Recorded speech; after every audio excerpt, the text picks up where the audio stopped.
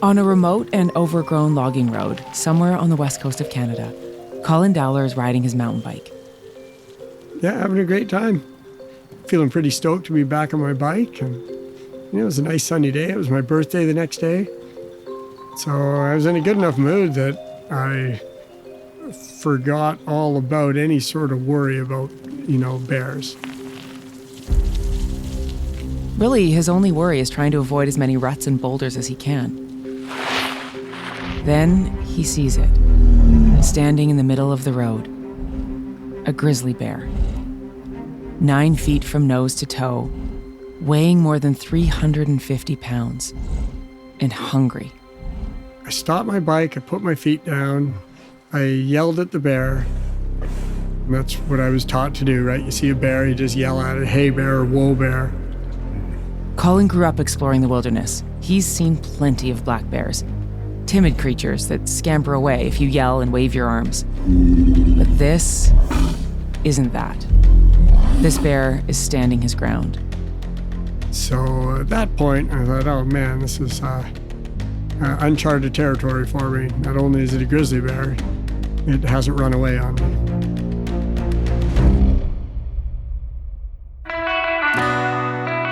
I'm Tora Couture. This is Season 5 of Tell Me What Happened. True stories of people helping people. An original podcast by OnStar. Every day when you wake up, you don't know if you'll be a person who needs help or if you'll be a person that helps someone else. It's important to remember that it's in all of us to be either one of those things every day.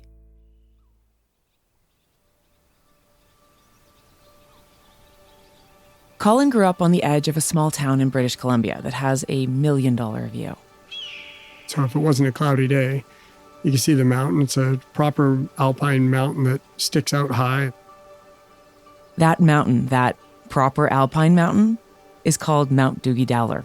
It's a point of pride for him because it's named after his grandfather. Pretty proud of it, and I'd be a liar if I didn't say I'd point it out to my friends pretty often just because I could. It's kind of cheeky, but it was fun. That was when he was a kid. Now, as Colin approaches his 45th birthday, he's beginning to feel the creep of middle age. You know that feeling, too much time at your desk and not enough time outdoors. And the things you used to do easily are now just a little bit harder. So he decides to do something he's never gotten around to doing: climb his grandfather's mountain. This isn't a trip you take lightly. The summit of Mount Dowler is almost 7,000 feet above sea level. There's no path or guidebook or any written route on how to climb the mountain. Ever prudent, Colin decides to do a reconnaissance trip, get the lay of the land before he embarks on his summit attempt. He carefully maps out his route. The trip will start with a 30-mile boat ride from his house to an old logging camp, then a bike ride up an old logging road. Then he'll follow a river through the forest until he reaches the alpine meadow above the tree line. But that's as far as he plans to go on this trip. I wasn't going to try to actually climb the mountain. I just wanted to see what it was like punching through the forest to get to where the alpine was accessible. It was going to be a one-night trip, and my intention was to be home before 6 o'clock the second day. And I told my wife that if I'm not home by 8, something's gone wrong. I brought a little bivvy with me, right? Like a ridiculously tiny one-person tent. And then I had a little handheld GPS unit to help me not get lost and know where I'm at. Compass, pocket knife. I had pepperoni for food and some power bars.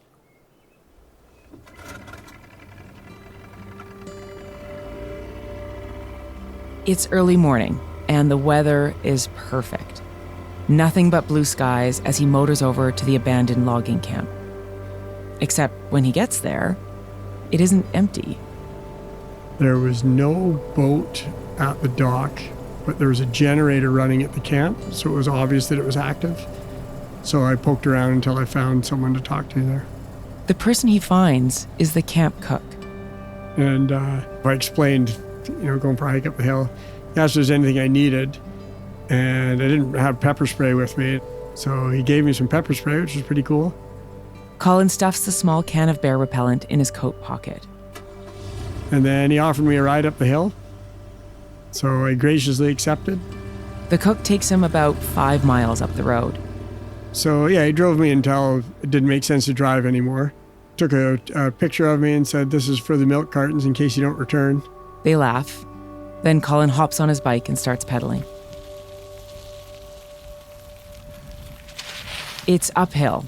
The ground is uneven, full of ruts and rocks. And the further he goes, the more overgrown it becomes. After just half a mile, he gives up, leans his bike against a tree, and starts hiking. Eventually, he reaches a stream. He figures this is the valley that will take him through the thick forest and up above the tree line. I hiked through that stuff for probably 3 hours. And then I thought, I had a feeling I've taken a wrong turn here. So I thought, well, I'm this far in. I'm not going to backtrack and start over from the bottom. So what I'll do is just finish my hike, get as high as I can, see if there's maybe some kind of alternate way to get there.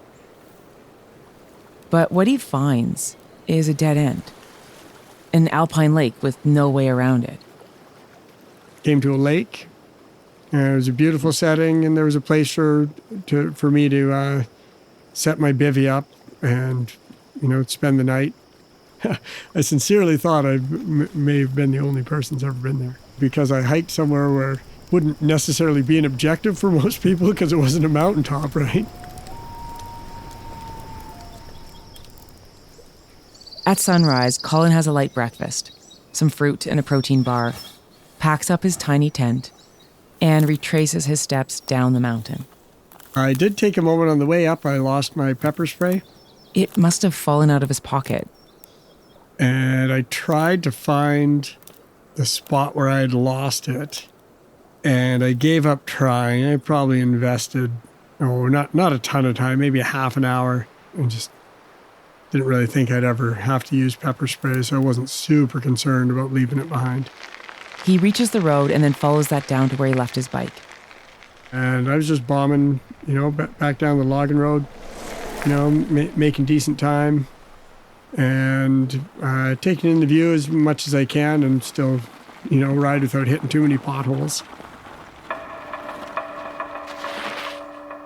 And then I looked ahead and I was like, holy crap. There's a grizzly bear standing on the logging road. Colin stops his bike and yells. And it's a pretty standard yell, "Hey, bear." But the bear just stands there, 200 feet away, staring straight at him. It looked to the bush, it looked back at me, looked to the bush, and then back at me again. I remember thinking, man, would you please just run into the bush? And then it started walking towards me. The bear is moving slowly, but he keeps getting closer. The bush on either side is thick, so escaping there isn't an option for Colin. Turning around and riding uphill, that definitely won't work. There was no way I was going to ride that logging road faster than he could run to catch up. Colin pulls one of his hiking poles off the side of his backpack and extends it. It's 4 feet long and thinner than a broomstick, but it's all he's got. He bangs the metal pole on the handlebars of his bike to make noise, but the bear keeps coming closer. And I could hear his claws clicking on the gravel. And he got right up close enough. I mean, he was maybe 2 or 3 feet to the side. And I looked him in the eyes and I felt really uncomfortable. The bear continues its slow walk. He goes past Colin, well, almost past him, then does a 180. So I spun and did, for me, a 90-degree turn to put my bike in between him and myself. Colin starts talking to the bear. But I'm not sure what I was saying. I think I was just trying to negotiate with the bear, right? Hey, man, don't do this. We're good. We're friends, right? At that moment, Colin has an idea. It's late spring. The bear's hungry.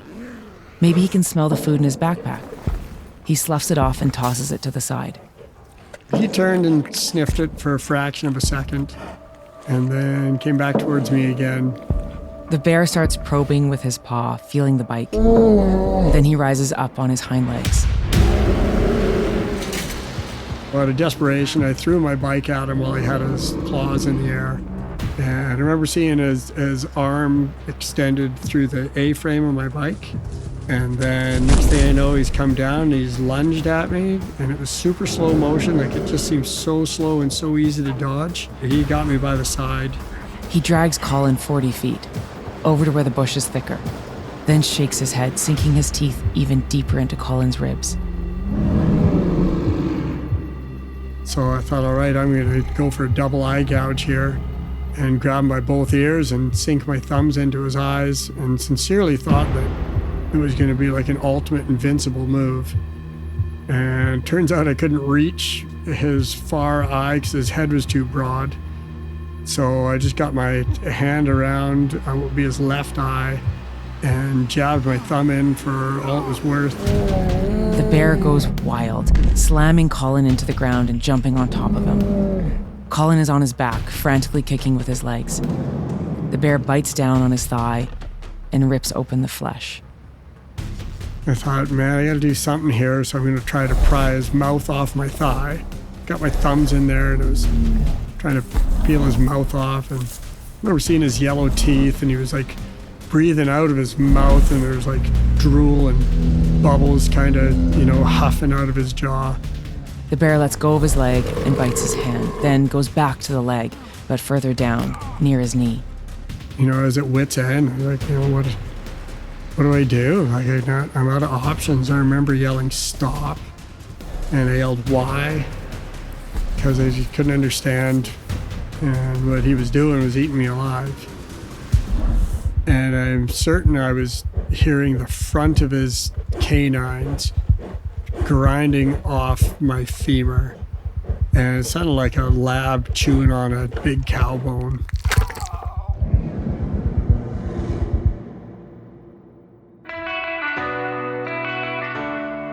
This is Tell Me What Happened, a podcast created by OnStar to showcase how important a human connection is when you need help.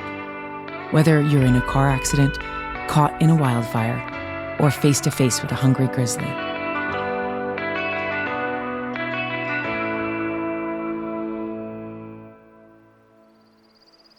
Colin Dowler had woken up that morning in the most peaceful setting he could imagine. He was in an alpine meadow at the edge of a mountain lake. He had waited for the sun to dry the dew from the grass before he started his hike down to the logging road, which would lead to his bike, then his boat, which would have him home for dinner. But here it was, not yet lunchtime, and he was in a fight for his life with a grizzly bear that was tearing the muscle from his leg. When he hit whatever he hit in there, right, like I screamed and reacted aloud, like I arched backwards and howled in agony. Somehow, in the midst of this, Colin remembers he has a knife.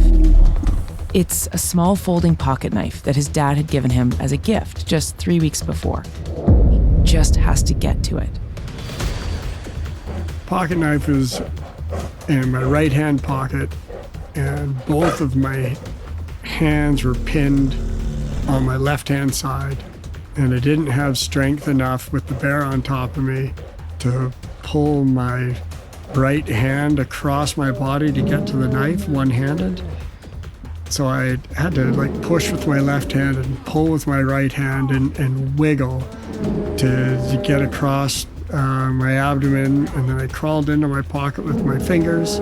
I had both hands on my right hand side, so I was able to open that pocket knife, get it into my left hand, and then fight to get my left hand out from under what I'm sure was his forearm, for lack of a better term. The blade on Colin's knife is only 3 inches long. He figures he'll keep stabbing away until the bear reacts. And so I leaned forward, and from probably 10 inches out, I stabbed him in the neck. He lifted his head up off of me. He did that so quickly that I wasn't able to get a second stab into his neck. As the bear rears up, a huge gush of blood shoots out of his neck. It's so much blood, coming out so fast. Colin knows he must have hit a major artery. And in that moment, I guess with adrenaline, I told the bear, "Now you're bleeding too, bear." The giant bear stands up. He gets off Colin and staggers back a few steps. And he's left an unbroken trail of blood at this point, like huge gushes coming out with every heartbeat. And he got to my bike and he pooped 3 times and took a huge pee. And he would look at me and then back at the bush and back towards me, back at the bush. I remember laying there thinking, would you just die? The bear is now 20 feet away, not a safe distance, but enough that Colin can take stock of his own condition.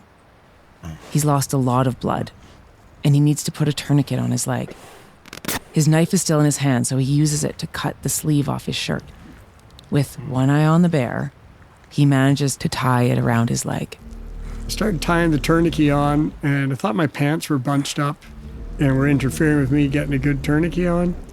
So I kind of looked up and was pulling my pants down. They were pretty ripped.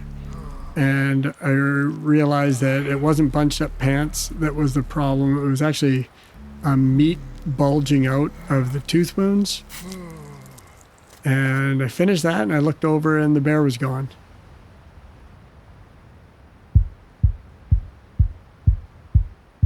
The bear is gone, but Colin isn't out of the woods. In fact, he's quite literally very deep in the woods. The nearest human is 4 miles down the road at the logging camp. His left leg is mutilated. Walking there is out of the question. But he does have his bike, and it's mostly downhill. Pushing himself with his hands and his one functioning leg, he scooches over to his bike. He stands the bike up and then uses it to pull himself up. He straddles it and starts rolling down the hill. And immediately crashed and face planted off the other side of my bike. Incredibly disheartening. Like, really felt like I was going to get somewhere. I was like, oh man, like, you're in huge trouble here. He drags his body back up onto the bike, puts his right foot on the pedal and pushes down to get some momentum. The bike rolls forward. He pumps again on the right pedal, and the bike moves ahead. Rolling down the bumpy road is painful enough, but the sections where the road flattens out and he has to pedal are excruciating. It's kind of one step at a time, right? I need to get to the logging camp to get saved. And that requires staying on the bike. Absolutely certain I would not have had the stamina to get back on my bike had I have crashed. Miraculously, he makes it. Colin rolls into the logging camp and steers towards the front steps of the dining hut.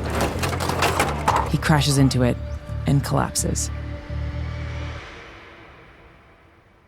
So my legs were on the stairwell, most of my upper body was on the deck. And then I just screamed, "Help, I've been mauled by a bear." They came running out and immediately realized, like, holy shit, like, right, it was a really bloody scene that they came across. The 5 men at the logging camp are used to working in the outdoors in dangerous conditions. They're also used to encounters with wild animals. But a blood-soaked cyclist crashing on the steps of their dining hut is not something they planned for. And I asked, guys, can you please get me off these stairs? A couple of the loggers carry him inside.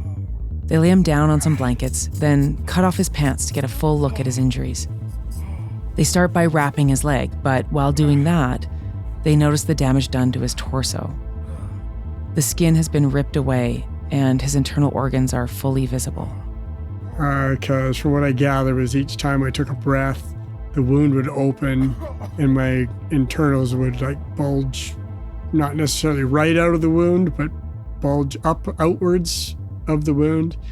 And then as it collapsed, it kind of went away a little bit more. And they essentially were looking at it as an exposed kidney. It's pretty clear that his injuries are life-threatening and beyond what they can deal with on the floor of a dining hut. So they get on the radio and call for an air ambulance. But that's going to take some time, and they aren't sure Colin has much time left. One of the loggers pulls out a phone and asks who he wants to call. After all, this might be his only chance to say goodbye. Colin tries his wife, but it goes straight to her voicemail. Then he calls his dad. No answer. Finally, he gets through to his brother and explains the situation.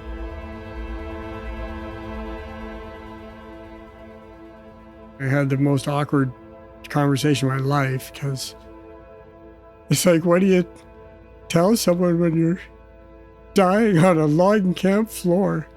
And I didn't want to be making phone calls, but they wanted me to so badly. It didn't feel like I could say no, as odd as that sounds. And they asked if there's another call I could make. And I told them they could call my boss and tell him that I won't be into work on Monday. After that, there wasn't much to do but wait and hope. What I remember is I'm laying on my side and I was fading away, right? I could feel myself just slipping into a warm, peaceful place where all my life's problems were going away. I didn't have a concern in the world, right? I wasn't sorrowful. It was closer to blissful. Like it was just, I was going into a peaceful place. And then I heard the helicopter. It's a beautiful sunny day in Vancouver. Kalani Polson has been on duty for a couple of hours without a call. He's a paramedic with the air ambulance service. Today, the alarm goes off just after lunch. Kalani and his partner hop into the helicopter and take off. They get more details once they're in the air. It was pretty graphic, even over the phone. We were told that the patient had organs hanging out of him after a bear attack. So we landed, we grabbed all of our resuscitation gear, and then the loggers met us at the helicopter and led us to where Colin was. They'd cleared a bunch of tables, and we found Colin on the floor in there in a very large pool of blood. When you spend 25 years as an air ambulance paramedic in Western Canada, you see more than your fair share of bear attacks. But this was extreme. When you looked at his body, he had wounds all over his arms, all over his legs. We're talking probably 70 to 100 wounds over his body. His blood pressure dangerously low, and his heart rate frighteningly high. So that tells us that he's lost a significant amount of his blood volume, and his body's doing everything possible to try and compensate by speeding up his heart rate, but that has limits. So we knew he was in trouble. There was a tourniquet on each of his 4 limbs, and a large bandage on his abdomen. When I lifted that up, it was the first time I've seen this in my career, was there was a window into his body. In his flank, you could actually visualize his kidney, his adrenal gland, almost like a surgical window into the side of his body there.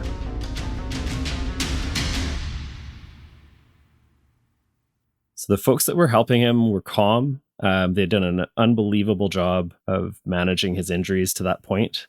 The loggers shared with us that they had just taken their first aid course days earlier, so this was literally their first patient. Quite the introduction to the first aid end of things, but they did a wonderful job. And an essential one. By this point, Colin had been at the logging camp for about 1 hour. And if the group of loggers hadn't been there, say if they'd been working in the field or out on the boat, I have no doubt in my mind that he'd be dead. They controlled the bleeding with direct pressure, bandages to try and slow the bleeding. They applied tourniquets to each of his 4 limbs. They kept him warm. They moved him inside. Sometimes those simple interventions can make a great deal of difference in the type of patient that we arrived to. Colin needed blood, and he needed it quickly. Fortunately, this particular crew and this particular helicopter was part of a pilot project, and they were carrying a supply of blood, specifically packed red blood cells. If that had occurred the summer before, he wouldn't have had access to that, and I think the outcome would have been significantly different. Kalani inserts a needle into Colin's arm and starts a transfusion with one of the loggers holding the blood bag. Meanwhile, 2 others go back to the helicopter with Kalani's partner to grab the stretcher. I was trying to get satellite phone connectivity to speak to our physician regarding the case and to discuss the transfusion and such. So I stepped outside and had to walk towards the helicopter to get reception. And at that point, the loggers burst out of the trailer yelling, "Bear." And there was actually a second bear that was in the vicinity behind one of the big shipping containers. And the loggers did their thing and made a bunch of noise, and the bear ran away. Back inside, they place Colin onto the stretcher, then start a second bag of blood. Together, while keeping an eye out for the bear, they carry him to the helicopter. The whole team just worked together to expedite his transport.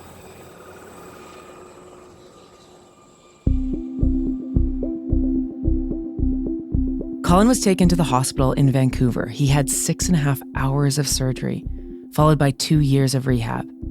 But after all that, he's back to enjoying the great outdoors.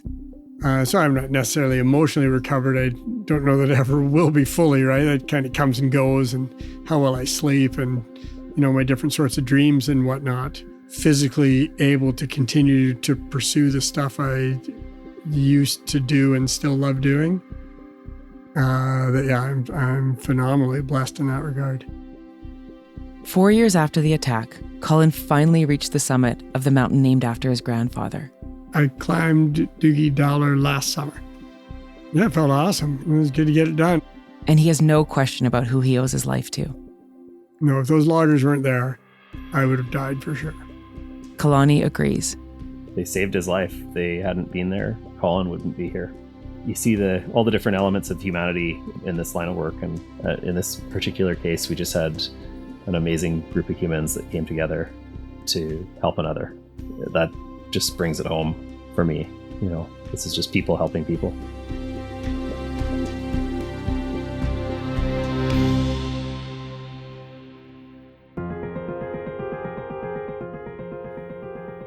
A grizzly bear attack is an incredibly rare event, but every day all across North America, more than 10,000 people need a blood transfusion. Matt Levy is a doctor with the American Red Cross, and he has seen firsthand how critical it is to have the ability to do blood transfusions in the field.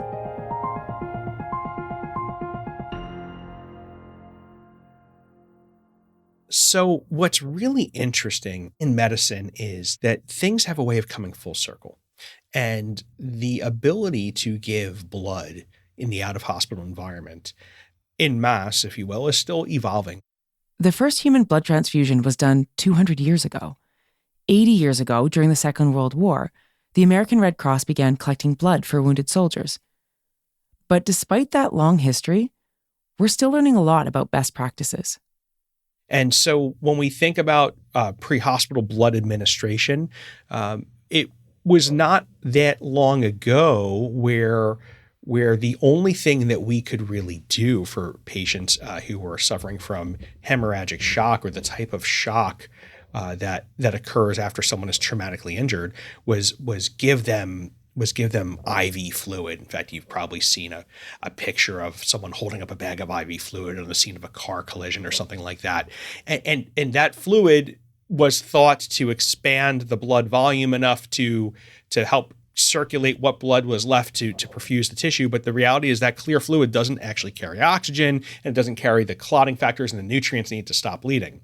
So in some ways, we were actually accelerating the death process. And so fast forward to the wars in Iraq and Afghanistan, and there's a lot more science and precision coming out of the early resuscitation of those patients. But these recent trends and lessons learned from the battlefield have really identified the importance of getting that blood into victims as soon as possible, in the ambulance or in a helicopter, while being transported, all the while stopping the bleeding, controlling that loss of blood, and buying us valuable time.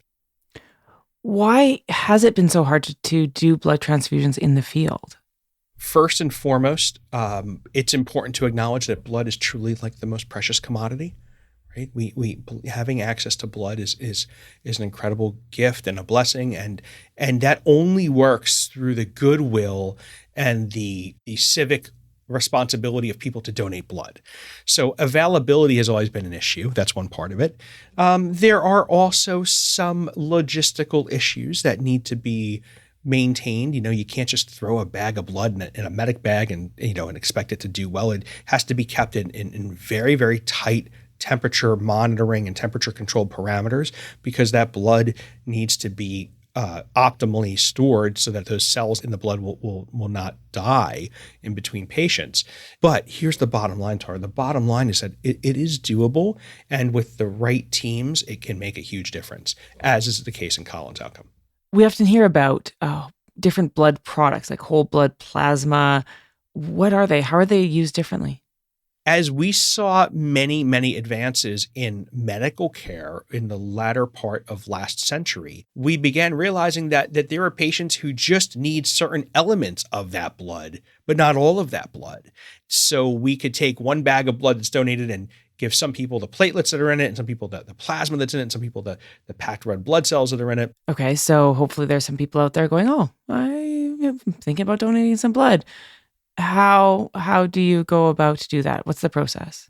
First of all, we would welcome everyone to donate blood. It doesn't matter what blood type you are. We need your blood. We need your help. And if you're able to donate, we would encourage you to do so. We just go to redcross.org, get to that page, and it'll be pretty self-apparent as to what to do. How often can you donate? If everybody would donate blood twice a year, my goodness, we would be in such a wonderful place. And I think that's the ask. Every single person's ability to donate really does have an impact on someone's outcome.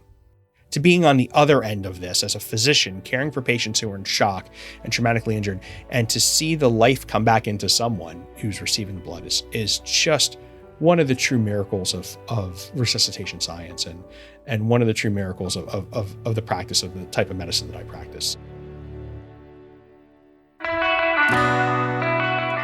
That's it for this episode of Tell Me What Happened, true stories of people helping people. We share a new story every other week, but if you're in the mood for another one right now, scroll back in time to one of our earlier episodes. On behalf of OnStar, I'm Tora Couture. Please be safe out there.